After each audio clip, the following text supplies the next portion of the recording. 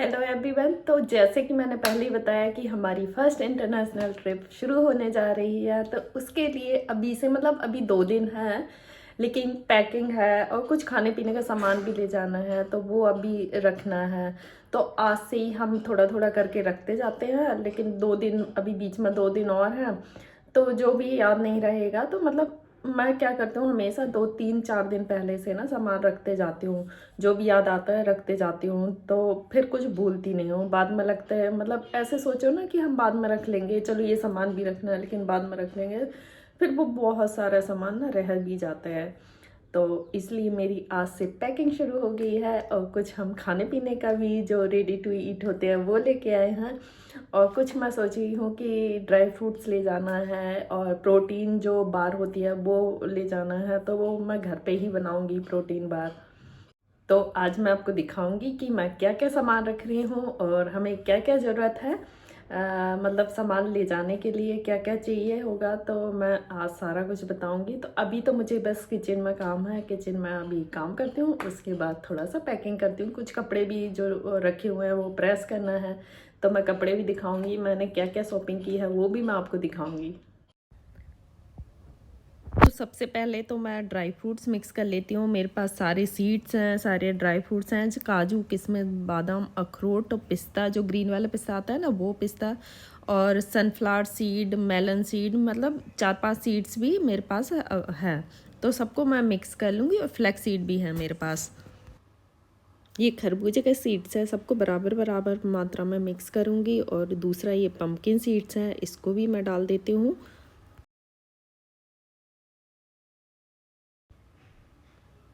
और ये sunflower seeds है, और इसके बाद वाटरमेलन सीड्स है।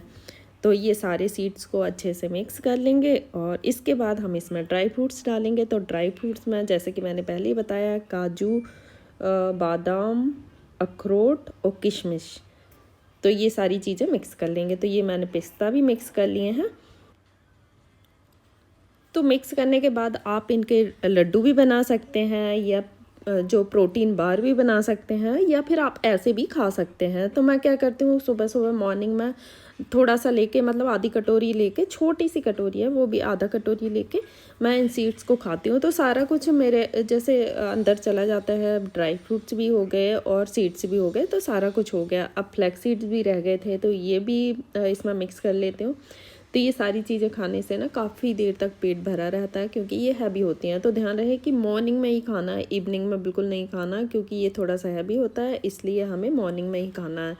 तो अगर आप ब्रेकफास्ट करते हैं तो ब्रेकफास्ट के साथ ले लें। तो मैं जूस लेती हूँ, जूस के साथ थोड़ा सा ये ले लेती हूँ, तो मेरा ब्रेकफास्ट वैसे ही हो जाता है। जूस के साथ अगर ये ले लो ना, बहुत हैवी हैवी हो जाता है।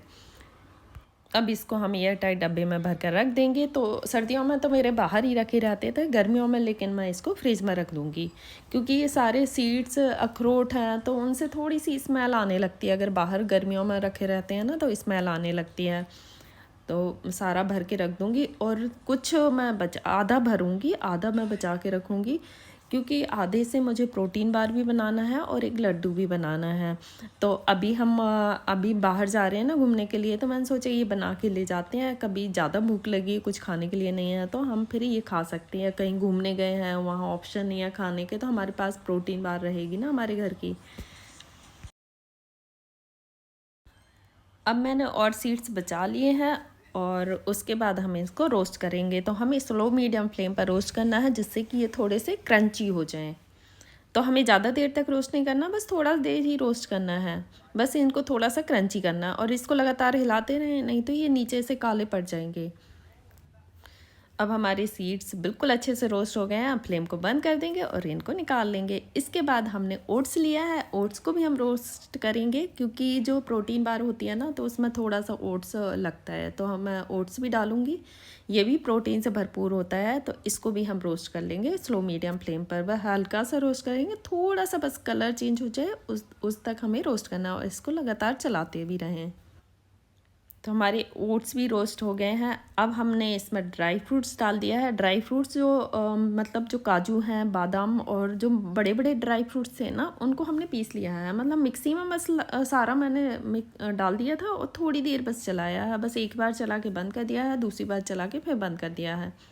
जिससे कि ये सारे मतलब अच्छे से पिस गए हैं और छोटे छोटे टुकड़े में हो गए हैं। और ये मैंने पीनट बटर डाला हुआ है, ये भी मैंने घर में बनाया था, तो मैंने इसकी रेसिपी डाली हुई है अपने चैनल पर। अगर आपको इसकी रेसिपी चाहिए तो आप मेरे चैनल पर जाके देख सकते हैं। तो मेरा दूसरा चैनल है मईमास कॉर्नर, उस पर मैंने डाली हुई है, तो मैं इसका लिंक अपने डिस्क्रिप्शन में डाल दूँगी। और अब मैंने ये डेट्स डाले हुए हैं, तो 8-10 जो डेट्स होते हैं उसका सीड से निकाल के और मिक्सी में चला दिया है, तो ये थोड़े से पिस गए हैं। बाइंडिंग के लिए ये सब हमें चीज़ें चाहिए होती हैं। तो और इसके बाद हम इसकी अच्छे से बाइंडिंग कर लेंगे। हाथों से मिक्स कर लिए या स्पून से भी आप मिक्स कर सकते हैं। तो थोड़ी सी बाइंडिंग इससे हो जाएगी। चॉकलेट प्रोटीन बार है ना, वो हम बना रहे हैं, तो इसके बाद हम चॉकलेट डालेंगे। जो ब्लैक चॉकलेट होती है ना, वो हम डालेंगे इसमें। तो ये मैंने हाथों से भी अच्छे से मिक्स कर लिया, अच्छे से मिल भी गया है। और इसके बाद हमें इसमें जो डार्क चॉकलेट है वो डालेंगे। तो डार्क चॉकलेट को सबसे पहले हमें मेल्ट करना है। तो मेल्ट करने के लिए मैंने सबसे पहले एक बर्तन में पानी ले लिया था। पानी को पहले गैस पे रख दिया है, इसको गर्म होने देंगे। और उसके बाद हमने एक दूसरे बर्तन में चॉकलेट रख दिया और इसको हम रख देंगे। तो 5 से 7 मिनट, मतलब 4-5 मिनट में आराम से अच्छे से मेल्ट हो जाएगी। तो मेल्ट होने के बाद मैंने मिक्स कर दिया था और एक जो बर्तन है उसमें मैंने जो बटर पेपर है वो लगा दिया और उसके बाद इसको डाल दिया था। और ये मैं आपको दिखाना भूल गई हूँ, बस हमने चॉकलेट को मिक्स किया है और इसमें डाल दिया है। बटर पेपर इसलिए लगाना है कि ये अच्छे से निकल जाए और इसको अच्छे से प्रेस करना है, जिससे कि जो हमारी प्रोटीन बार है वो अच्छे से निकल जाए, नहीं तो बाद में काटते टाइम ना ये मतलब टूटती है। और दूसरा जो मेरा मतलब बचा लिया था मैंने, उसमें थोड़ा सा और खजूर डालूँगी। खजूर को अच्छे से मिक्स कर लूँगी और इतना खजूर हमें डालना है कि इसकी बाइंडिंग हो जाए, मतलब इसमें चॉकलेट नहीं डालना, बस इसके लड्डू बनाना है। तो ये देखिए मैंने और खजूर डाल दिया है, बस इसकी बाइंडिंग करके इसका लड्डू बना लेना है। तो हमारे लड्डू भी बिल्कुल बन के तैयार हो गए। तो इस तरीके से आप प्रोटीन वाले लड्डू भी बना सकते हैं।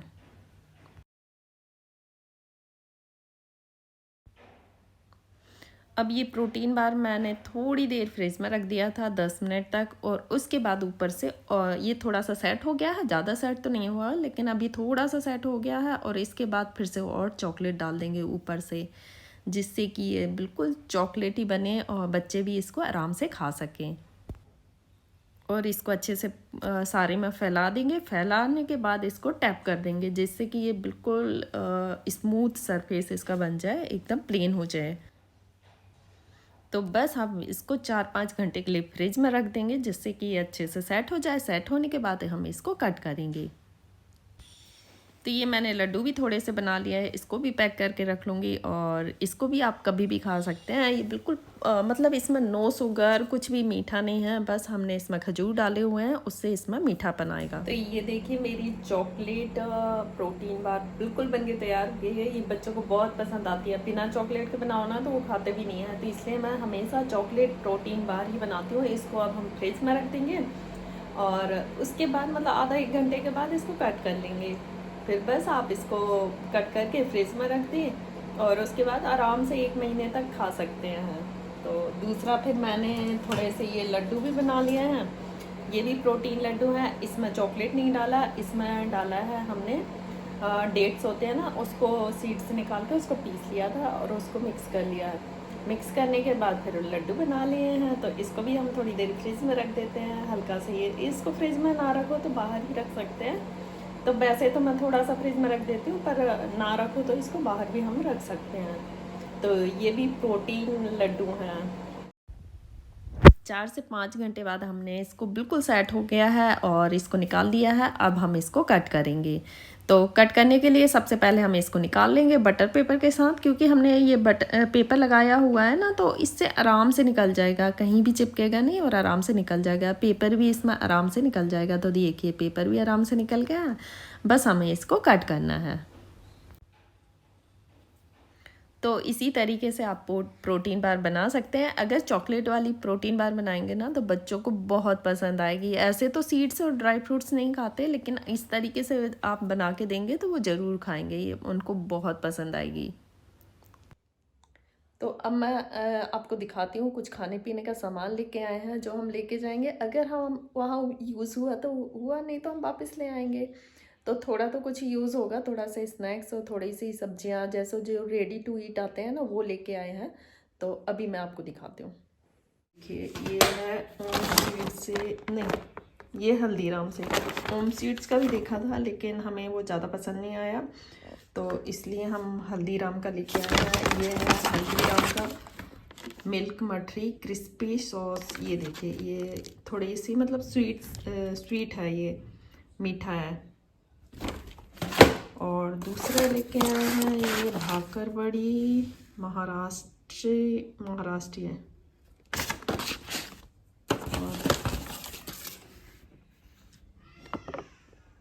और ये वाली है जो नॉर्मल मठरी आती है ना मसाले वाली, वो वाली है।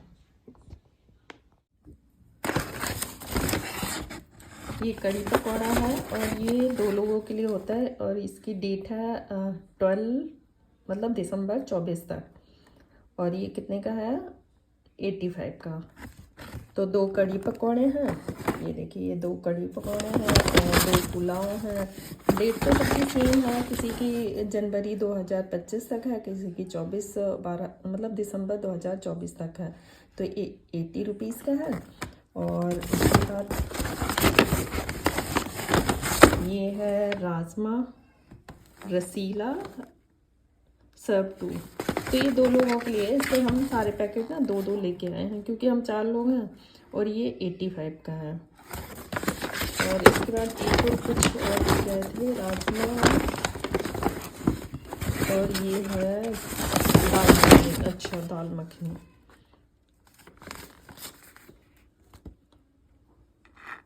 और ये 100 रुपीज़ का है दाल मखनी।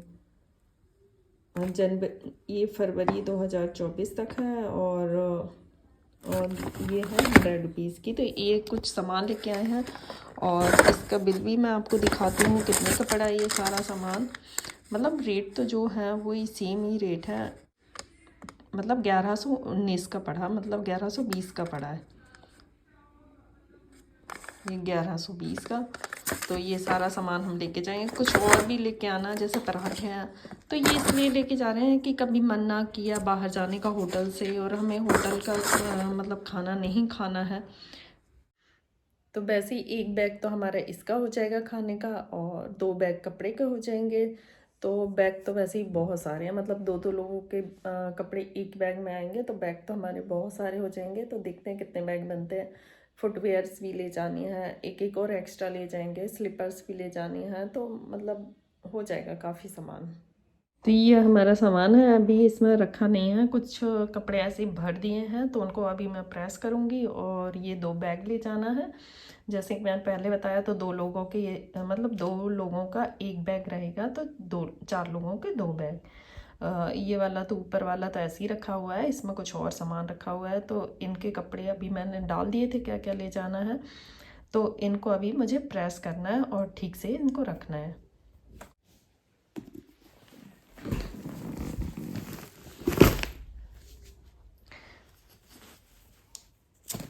तो ये सबसे ऊपर ये मेरी ही ड्रेसें रखी हुई हैं, ये सारी मेरी ड्रेसें हैं। इनको देखो मैंने कैसे भर के रख दिया है। तो इनको प्रेस करना है, सबको अच्छे से प्रेस करके फिर अच्छे से सेट करेंगे।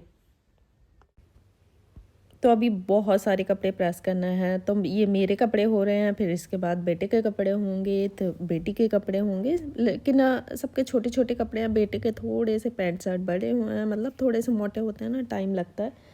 लड़कों के तो वैसे ही थोड़ा सा टाइम लगता है, लड़कियों को तो छोटे छोटे कपड़े होते हैं ना, फटाफट प्रेस हो जाते हैं।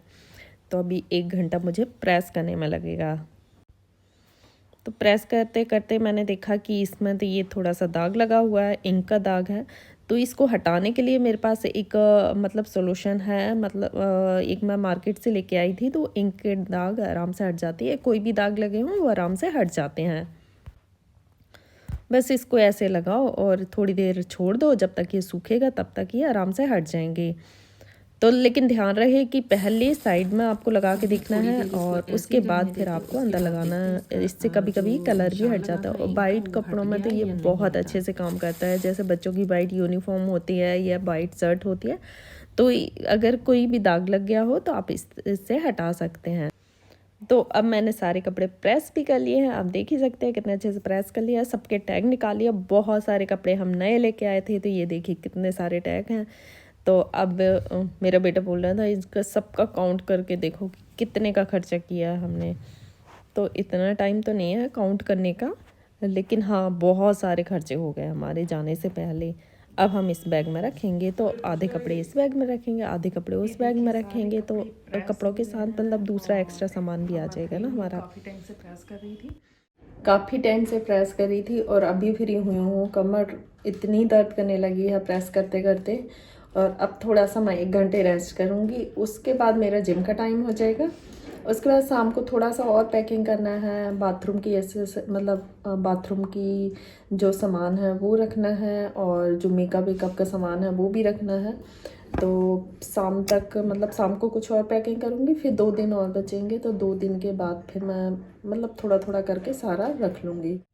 तो दोस्तों आज की वीडियो को हम यही ख़त्म करते हैं, मिलते हैं अगली वीडियो में। आज बहुत सारा काम कर लिया है, कल देखते हैं क्या क्या काम बचा हुआ है, नहीं तो ट्रिप शुरू होते ही फिर नेक्स्ट ब्लॉग में आपको डालूंगी। तो आप ज़रूर उसको देखना कि हमने क्या क्या किया है और कैसे क्या किया है, कैसे गए हैं हम लोग। हमने खुद से ही ट्रिप मैनेज की है, तो कैसे हम अब खुद से ही मैनेज कर सकते हैं।